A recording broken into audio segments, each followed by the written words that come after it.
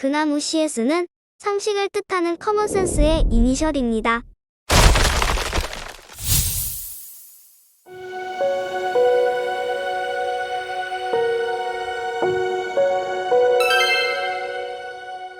구약 성경 역대하 16장에 보면 중한병에 걸린 유다 왕 아사가 하나님을 찾지 않고 의사들에게만 찾아간 일을 성경은 부정적으로 이야기하고 있는 것 같은데, 그럼 크리스찬이 질병에 걸렸을 때 하나님께 기도만 해야 하나요? 도대체 질병 가운데 하나님을 구해야 한다는 의미가 무엇인가요? 질병 가운데 하나님을 구한다는 건 하나님께 병을 고쳐달라는 치유를 구하는 의미이기도 하지만, 중요한 것은 하나님의 백성은 그 상황 속에서 하나님의 뜻이 무엇인지를 먼저 찾아야 한다는 말입니다. 남유다 왕국 제3대 왕인 아사는 선한 왕으로 분류되는 사람이었지만, 그의 말년에는 하나님 앞에서 좋은 모습을 보여주지 못한 왕이기도 했습니다. 그리고 말년에 그의 발에 아주 중한 병이 듭니다. 역대하 16장 12절에는 이렇게 나옵니다. 아사가 통치한 지 제39년에 그의 발에 병이 생겼는데 그 병이 심히 중하게 되었다.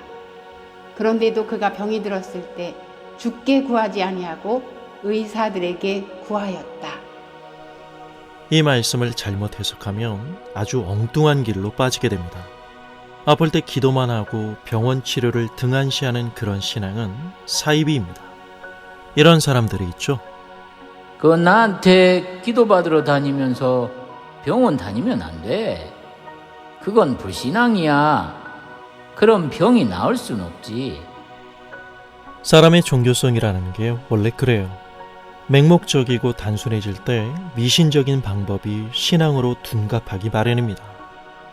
아사왕의 잘못은 병이 들었을 때 의사를 찾았다는 것이 절대 아닙니다. 사람이 병이 나면 당연히 병원에 가서 의사의 진료를 받는 것이 상식이죠. 하나님께서는 사람의 병을 고쳐주시기 위해 의학이라는 것을 도구로 사용하십니다. 병이 들었을 때 성도는 당연히 하나님께 의지해야 합니다.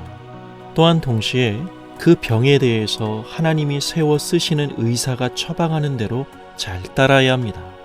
그래야 병이 낫죠. 그런데 아사왕의 잘못은 하나님이 인간의 병을 치료하시는 도구로서의 의학을 전적으로 그 의지의 대상으로 삼았다는 데 있습니다. 그것은 하나님 앞에서 신앙에 대해 전혀 고백해 본 적이 없는 사람들과 똑같이 반응하고 똑같이 행동하고 똑같이 무기력해지고 똑같이 희망을 잃어버린다는 데 있습니다. 기독교 신앙이 있다는 건 자기와 세상을 바라보는 그 시선의 중심에 언제나 하나님이 계시다는 걸 말합니다. 내 인생이 오직 하나님의 손안에 있음을 알기에 우연이 없는 것입니다.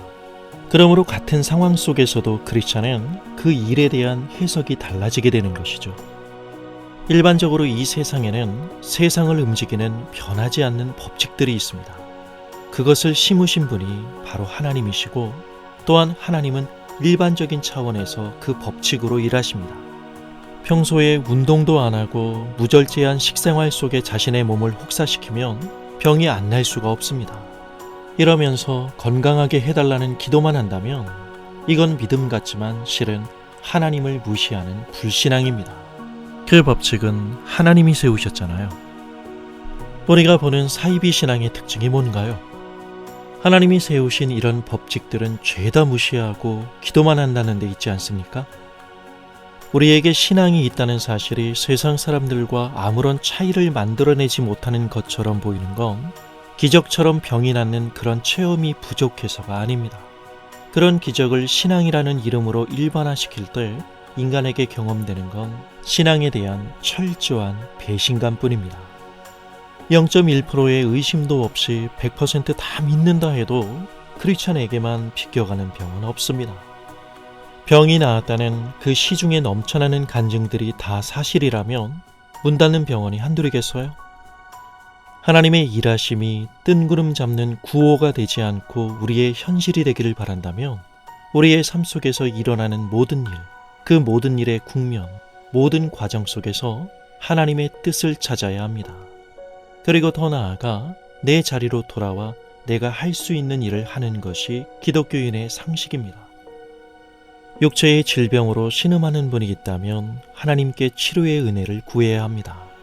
그리고 무엇보다 그 고통 중에서 하나님의 하나님 되심을 바라볼 수 있을 때 의학이 우리의 의지의 대상이 아니라 우리를 긍휼히 여기사 치료하시는 하나님의 은혜의 통로가 바로 의학임을 깨닫게 될 것입니다. 다음 시간에 뵙죠.